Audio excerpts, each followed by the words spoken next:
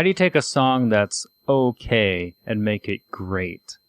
I had to do this a few weeks ago with a song I was releasing on Spotify. It was called Delusions From The Mothership by Vandarth. That's my artist name. I'm going to walk you through some of the things I did as a songwriter to try to improve an old demo.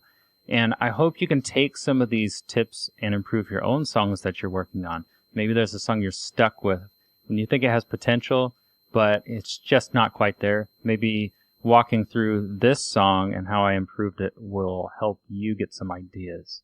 So first of all, the original song, it was a demo I made 15 years ago when I was 20 years old. And I didn't know how to play drums yet, so I was using a drum machine. And it's pretty rough. I didn't know how to mix, so you'll just have to kind of hear the general idea of the original recording.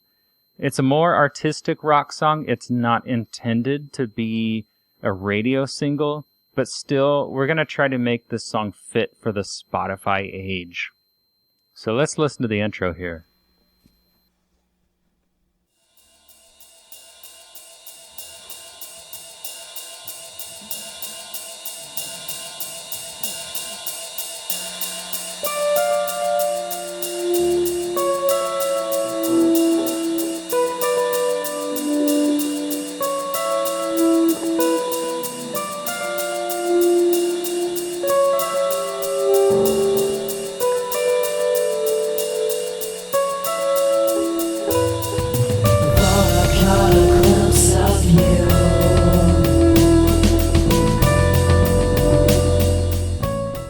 Okay, so what I was trying to do originally was create this ride cymbal effect that kind of washes up over you. It's spacey, it's atmospheric. But the problem with that is that doesn't work very well in the Spotify age because it took, 35 seconds to get to the singing?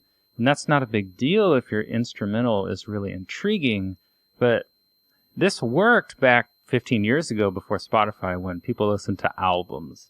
And this was the fourth song on an album. You know, I could get away with a long intro, but not in the age of Spotify because the Spotify algorithm senses whether or not a listener listens to more than 30 seconds of your song. You've only got less than 30 seconds to grab them. And if they skip your song in that time, well, Spotify thinks people don't like your song. So it stops delivering it to other people. You want the algorithm on your side. So the first thing I did was trim up that intro, and the new version sounds like this.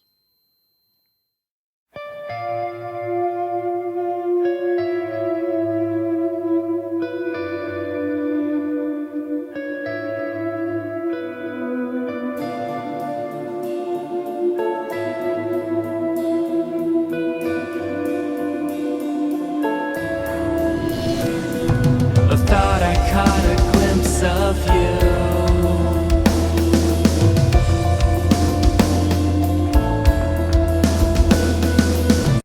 Okay, so I got rid of that long ride intro, and that helped a little bit. But listen to the old demo. There was something missing in the mid-range.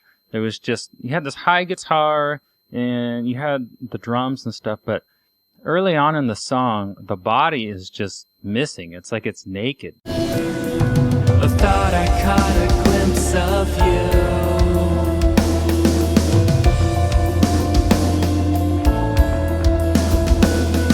Delusions from the mothership.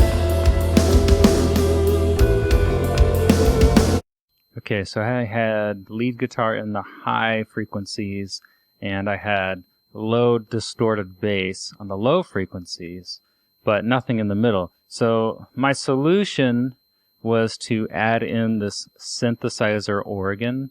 I thought it sounded kind of like something 21 Pilots would use. So in addition to bringing some meat to the main chords of the song, this also, to me, helped modernize the song just a little bit. It sounded like this.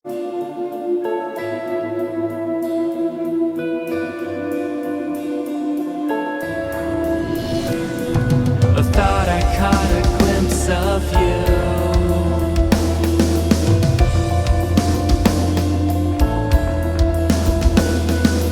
See, it's something you might hear in pop music. So maybe it stretches this song over kind of into a crossover genre, but it's also a counter melody. So now there's two different melodies that work together to kind of listen for, and it just gives a little bit extra ear candy. You're also going to notice that there's a sound effect I put in. I thought I caught So that little swell was actually a sound effect I got out of Heaviosity. They make a lot of movie trailer software, and I thought maybe I could start making my songs sound a little bit more like a visual experience, so that if people close their eyes, they would see things in their minds that would kind of make the song more animated and pull them in a little bit more. So that's kind of what I was doing there. Okay, so let's see what happens at the end of this verse and look at the next section. Here's the old demo. You leave behind an unclear trail.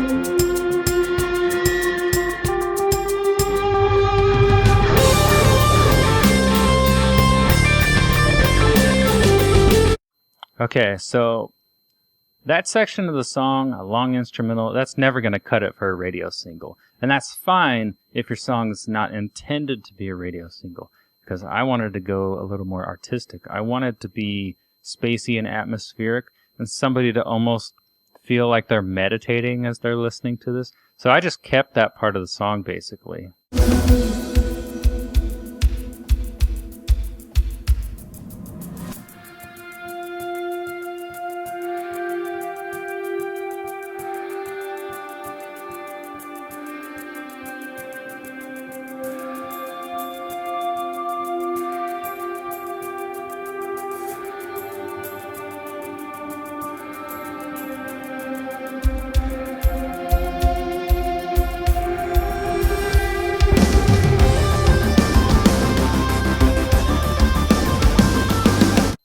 Okay, several things I did there to improve the song. You heard in this section here another one of those swells. It's kind of spacey, and I put another one in to pull people into that next section and kind of escalate things. There's also, in this section here, there's some subtle things I did on the hi-hat, like I did like a 30-second note triplet or something, just to kind of, I guess, add a little bit more flair, something to listen for, a little extra detail.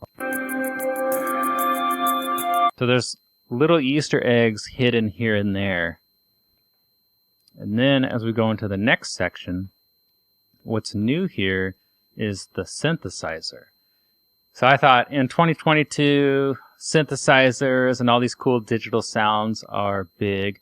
I'm going to spice up this section and kind of, again, make a pop crossover section.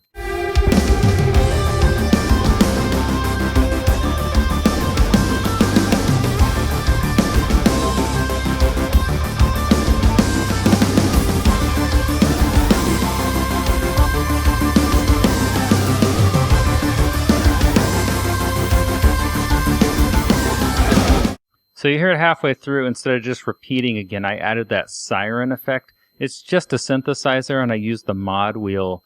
So the old, I don't know what you call this section, instrumental, it didn't have any changes. It was just that cool lead guitar riff all the way through. But I really thought I needed to do something new halfway through to keep the listener engaged. Otherwise, you're just listening to the same boring riff. Well, it's not boring. I think it's cool. But if you listen to it 4 times straight with nothing new, no escalation, I feel like that can kind of put the listener to sleep a little. So I decided to pull them in a little more by adding that synthesizer siren in the middle. So let's listen to the chorus of the demo, and we'll see what we did here. I can make them out. Lions in the sand, show me where you've been. I can make mistakes, looking back again, done nothing wrong. So I cover these tracks.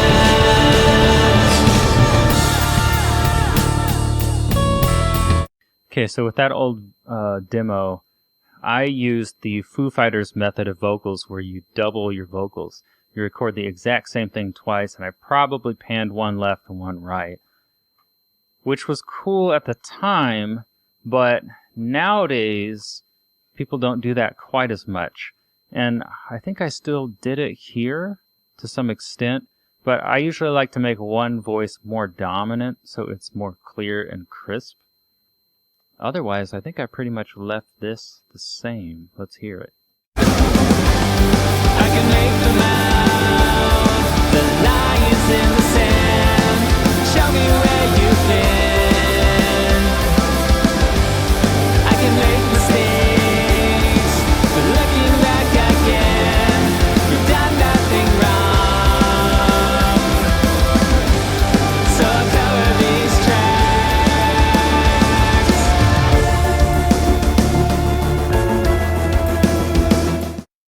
Now you can hear that I used a lot more reverb to make it sound huge, which I thought was really cool. So my thought, there's this band called Fair to Midland, and I like them. They're kind of a more obscure band. They were on Serge Tankian's label. He was in System of a Down, and they made choruses kind of like this. So this is kind of like one of those big metal band choruses where they use tons of reverb and just try to make it sound really vast.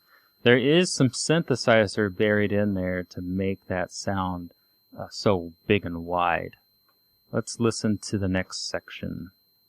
This is the old demo again.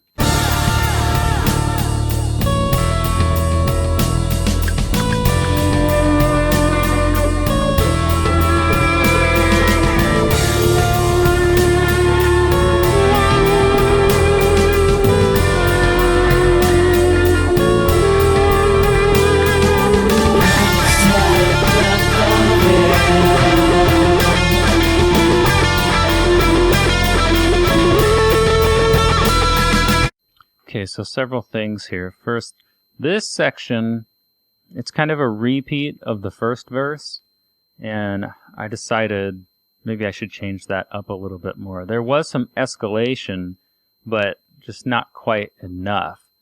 And when we get over here, that wah is just burying the vocals. There is a funny little fact about this section. I couldn't actually understand what I sang from this original demo on that first line. So I had to come up with a whole new line for the new demo. I ended up saying, I thought I saw the death of you, kind of like a nightmare scenario. Like you're having a nightmare and you see somebody you know die. But I have no idea what I said the first time because it's so buried in those stupid guitars.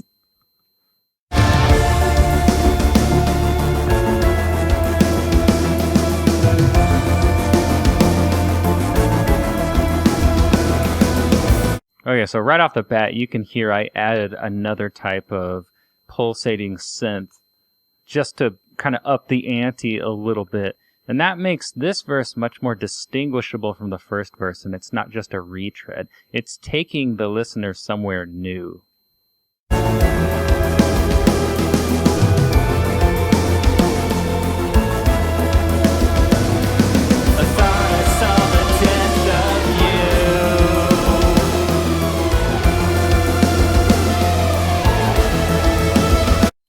So you can hear that guitar with a wah, it's still there, but I also have that siren and I panned it in the other speaker. So it's kind of playing off the wah, kind of taking you in two different directions there, and then the vocals come right down the middle. I thought I saw the death of you,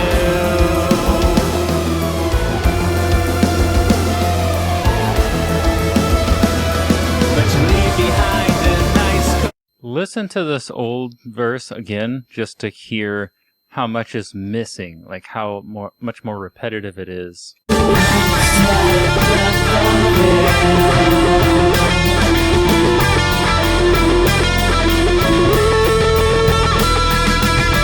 Behind an ice cold trail.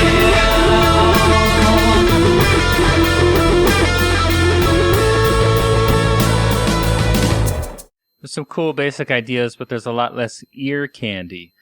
So I kind of have a little bit of a rule here. You can have some repeating riffs, like the high guitar, that little bell-like thing that was in the intro, that da-da, da-da, da-da, like that pretty much repeats all the way throughout all of the verses. That's fine, but something else needs to take the listener somewhere new. So if I'm playing a riff twice, after that I'm like, okay, I need to change this up somehow. And maybe with the guitar, maybe I play some different notes, or maybe I do it with some other instrument. So that's kind of the role of the synthesizer in this new recording. I kind of try to visualize the song like it's a movie. So you know how a movie has like 3 acts basically, or something like that. You've got your intro, and you've got in the middle you've got some escalation and the plot's kind of building, and then you've got this climax. I kind of think of it like that. So where do you want to take your listener? An acoustic guitar song with 4 chords all the way through that has no changes, that to me just kind of feels like you're not taking the listener anywhere. You've got to do something to take them on a journey. Okay, let's listen to the next section.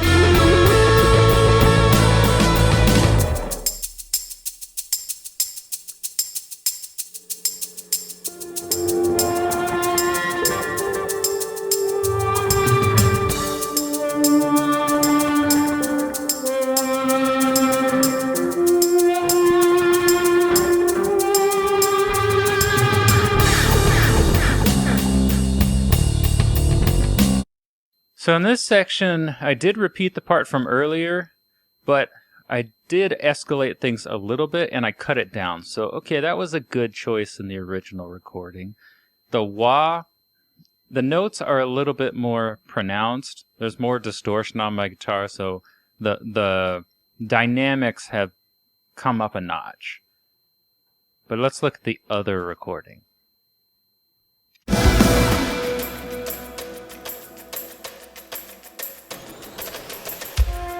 Okay, so first off, I've added what's called medals from Heaviosity's Ensemble series. They're just percussion, orchestral percussion. So that's what you're hearing at the beginning instead of just a tambourine or something. And then we've got this, I don't know, this wind-up noise I found.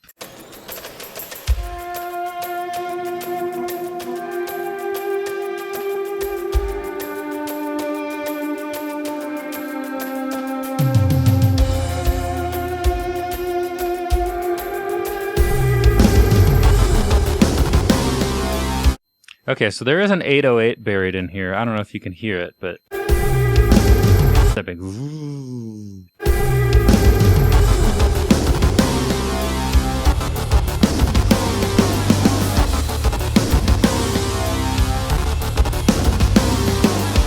Okay, so this is sort of a synth solo, and that was not in the original. I'll play you what was there.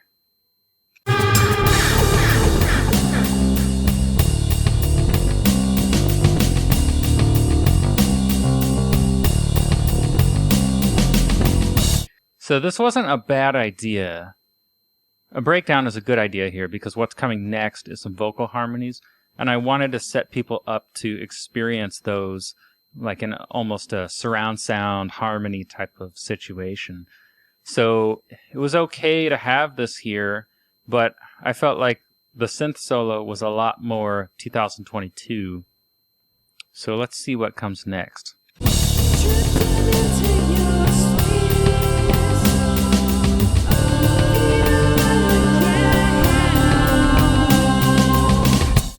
So I used to be able to sing like a girl and not very well, but I tried to hit that note and just do it better, but I can't sing that high anymore. And instead, I decided to drop it and keep the synth going. Step into your space.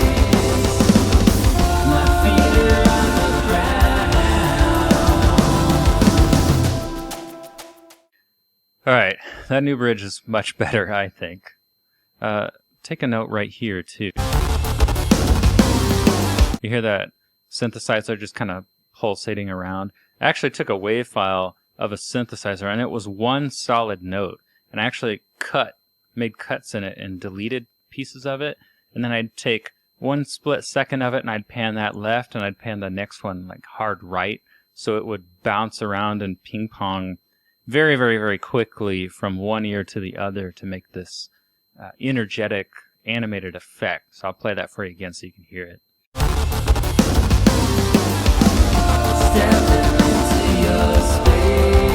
Pretty cool. All right, we're getting close to the end here. We've got a breakdown and another chorus.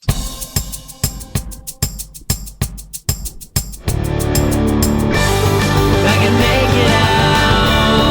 There's lions in the sand. Show me where you've been.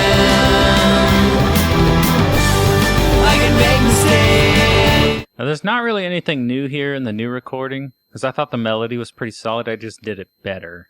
But I didn't do too many new ideas. Now, you hear that wah. The wah's like wow, wow, wow. And I felt like that was too distracting. You hear it again. It pulled away from the vocals. I can make it out. So one of the subtle changes I made was to just keep the wah, but do it much slower so it didn't pull the attention away from the lyric. I can make them out.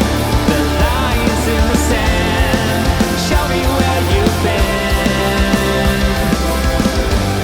I can make mistakes, but looking back again, we've done nothing wrong.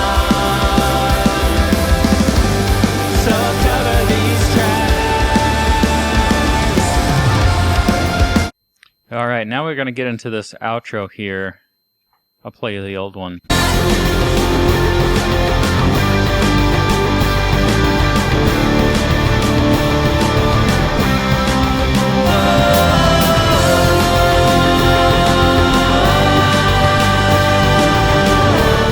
So I decided to cut the background vocals and just do something similar with guitars and put delay and reverb on them to make them sound very ethereal.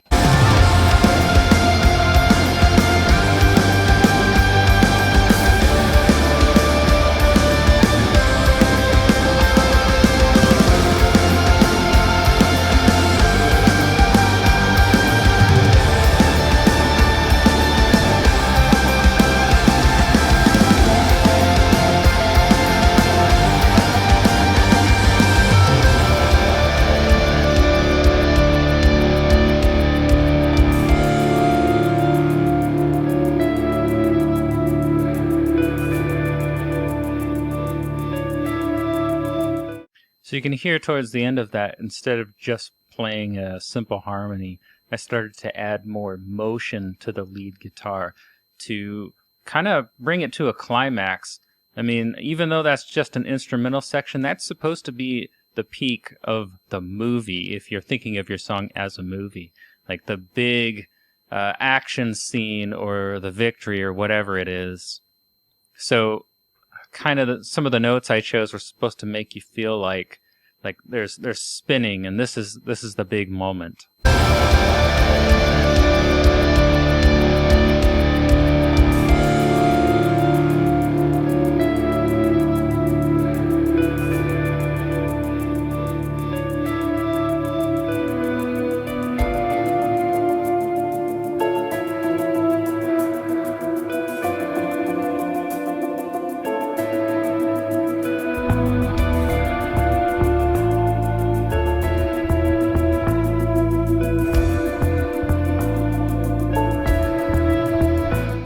So you just heard that synth re-enter there, and then when the bass comes back in to play the same notes from earlier, the rhythm is changed up because, you know, this is a long outro. I know it's not, I'm just kind of hoping the listener is hooked at this point and they don't skip the outro, even though it's a longer instrumental. But I'm buying that I've done enough throughout the rest of the song to have them stick with me and not press the skip button. But even if they do, I've made it past 30 seconds on Spotify, so it's going to at least count it as a minimal win for me at this point. Let's see. Right here, I started to add in some more interesting percussion.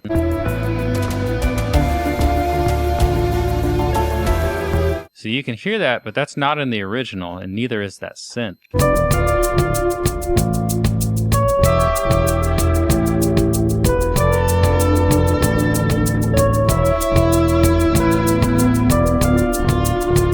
So you can hear how much more basic it was, and looking at where that last big climax ended, I mean, there's, 50 seconds there of just kind of one low-key riff. In the new version, I felt like, all right, I've got to spice this up a little bit. So that's the purpose of some of those little percussive moments. And let's see, this section was just guitar. This section here, oh, come on. There we go. Added in the synth. This section added in some of those little percussive rhythms with the heaviosity metals. You could do that with a tambourine, a shaker, whatever. And then this section is where, obviously the waveform is the biggest, but you can visually see the waveform here. I was trying to build it right until everything drops out here.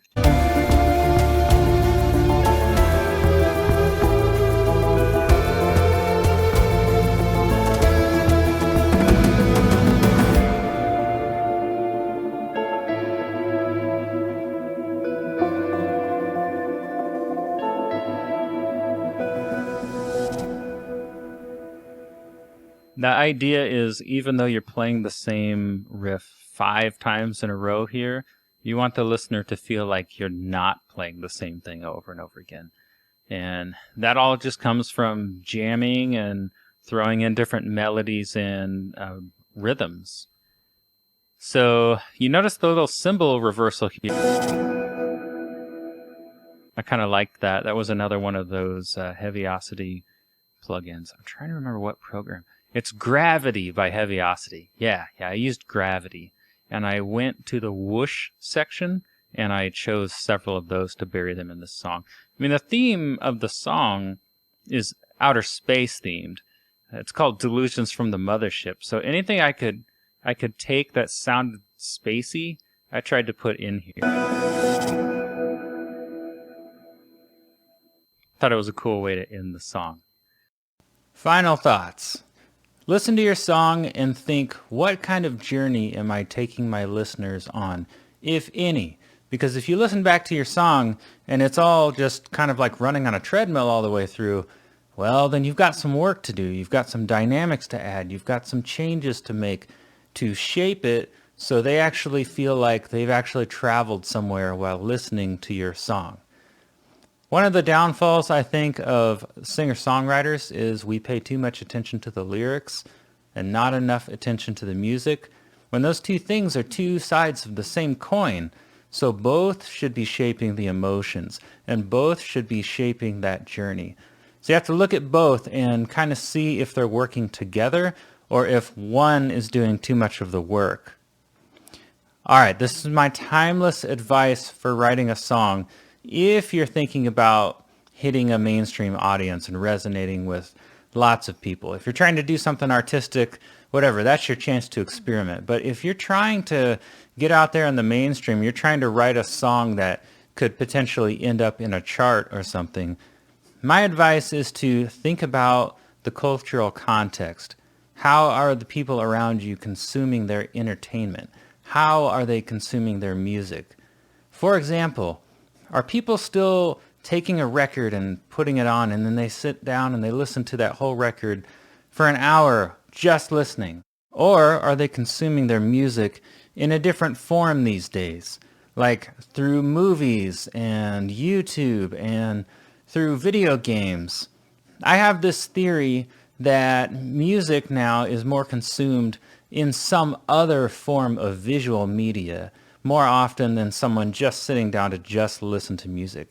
And if that's the case, it doesn't mean that you can't make audio-only songs anymore. It just means that you probably need to work a little bit harder to pull the listener's focus and demand that they listen to the details of your song, and that when they close their eyes, they should be traveling somewhere or seeing a painting on the back of their eyelids. That's what you want to do. You want to make them feel something, see something, and feel like they've experienced something. All right, if you want to hear this song in its entirety from beginning to end and see how I shaped that journey for my listeners, look up Delusions from the Mothership by Vandarth on Spotify, Apple Music, or YouTube. Like and subscribe to my channel, and if you want to see something specific on another video and me talk about songwriting, yeah, send me a note in the comments and let me know. All right, I will see you again soon.